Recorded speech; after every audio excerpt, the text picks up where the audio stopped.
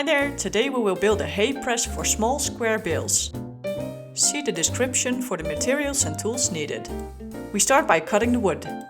Cut the lever support, which will be 170 centimeters. Then cut the floor supports, 2 beams of 127 centimeters each. Cut the middle floor supports, 2 beams of 50 centimeters each. Cut the lower lever, which will be 140 centimeters long. Make sure this one is a little more narrow than the upper levers. Cut the upper levers, 2 beams of 80 centimeters each. Then cut the 2 stamp supports. These are 26 centimeters each. The stamp lever is up next. It will be 82 centimeters long. Now we will cut the wooden panels. Cut out the back panel, which will be 100 by 48.6 centimeters. Then cut out both side panels. They will be 100 by 30.5 centimeters. The floor panel is next. It will be 45 by 125 centimeters. Cut out the small front panel, which will be 10 by 48.6 centimeters. Then the door, which will be 86.5 by 48.6 centimeters. Now let's start building. Place the floor supports on an even surface and put the floor panel on top. Make sure the floor supports are nicely lined out and then screw the panel to the supports.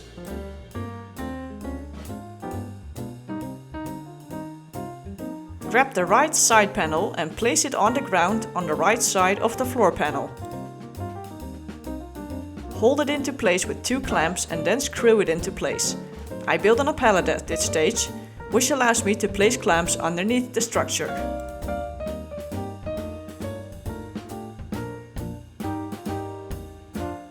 Repeat this process with the left side panel.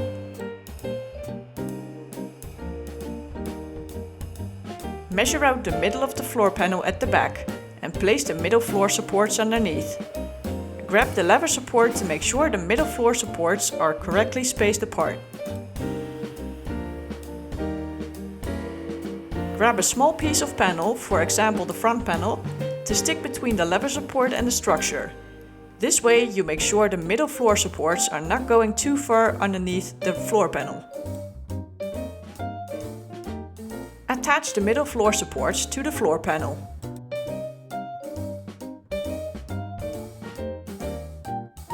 Grab the small front panel and drill holes in each corner. Make sure the holes are in the right location by holding it in front of the structure first. Now attach the front panel to the structure. Make sure it levels out with the upper side of the sideboards. To prevent the side panel from splitting, drill a hole before you put the screws in.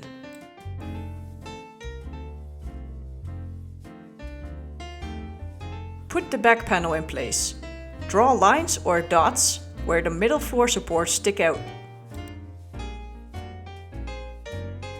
Measure the height of the middle floor supports. Cut out holes for the middle floor supports in the back panel using a jigsaw.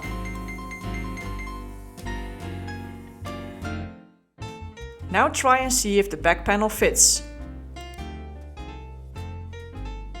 Put some glue on the edges of the side panels. Screw the back panel into place.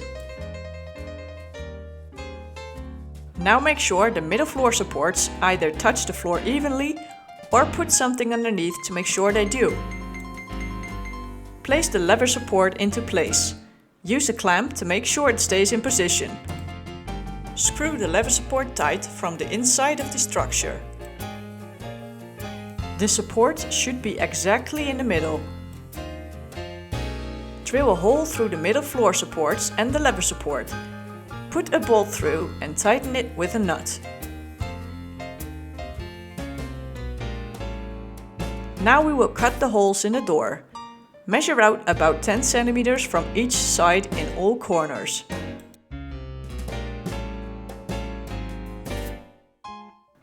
Drill holes with a 10 centimeter drill on all the measured spots. Connect the holes vertically by drawing 2 lines, then use a jigsaw to create 2 long slots in the door panel. These will be used to put the rope through. Put the door into place, leaving plenty of space at both the bottom and the top. Use scrap wood to set it at the right height. Clamp the door to the structure using a very large clamp. Now we will place the hinges. Normally they need to stay on the outside, but since this wouldn't work here, we will put the longer end on the inside of the door. Hold the hinges in place and draw dots of where the screws will go. Pre-drill the holes and then hang the hinges on the side panel. The upper hinge can also already be hung like this. For the lower hinge, carefully open the door. Pay attention that you keep supporting it because just the upper hinge will not hold it in place. Build a small structure of scrap wood underneath the door until it reaches the correct position. Then attach the lower hinge. Remove the scrap wood and see if the door opens and closes in a straight way. On the side of the door, carefully drill small holes. Put a little bit of glue in the hole and screw in the eye for the safety catch. Use the safety catch itself to determine the location for the other eye of the safety catch. Drill a hole, put a little drop of glue inside and screw in the eye. Repeat this process for the second safety catch at the bottom. Now grab the upper levers and clamp them together. Like this, you only need to drill the holes once, being sure that they are in the exact same location on each beam. Drill a hole in the middle and one at the end. Now drill a hole in the top of the lever support. Attach the upper levers to the lever support using a bolt and a nut. Don't make it too tight, the levers need to be able to move.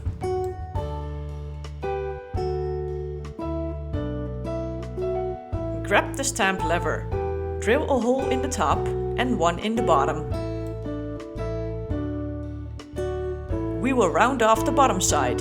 Draw a circle using the outside of the lever and measure about half a centimeter at the end of the lever.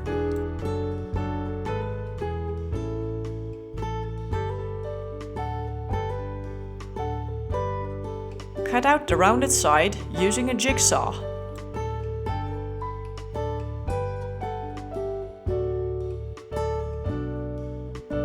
Attach the stamp lever to the upper levers, using the hole already drilled in the upper levers. Use a bolt and nut to attach them to each other. This one must also not be too tight.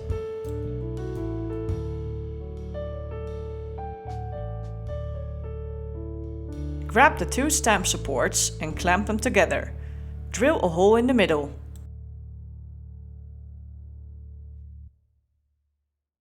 Set the stamp lever on the edge of the press. Attach the stamp supports to the stamp lever using a bolt and a nut. Again, do not tighten too much. Cut out a small piece of wood sheet to 26 by 41.5 centimeters. This will be your stamp. Place it underneath the stamp supports and make sure the supports are exactly in the middle. Screw the stamp to the stamp supports. For the back side, tilt the stamp so that you can reach it more easily. Now grab the lower lever and put it in between the upper levers. Leave a space of 20 centimeters between the stamp lever and the top of the lower lever. Clamp it into place. Make sure it is in exact the same line as the upper levers. Drill 2 holes in the levers, one at the bottom and one about 7 centimeters below the top of the lower lever. Attach the levers to each other using bolts and nuts. These may be tightened well, because these don't have to move anymore. On the inside of the press at the bottom, hammer in 2 sets of small nails, which will hold the rope into place as you push the loose hay in.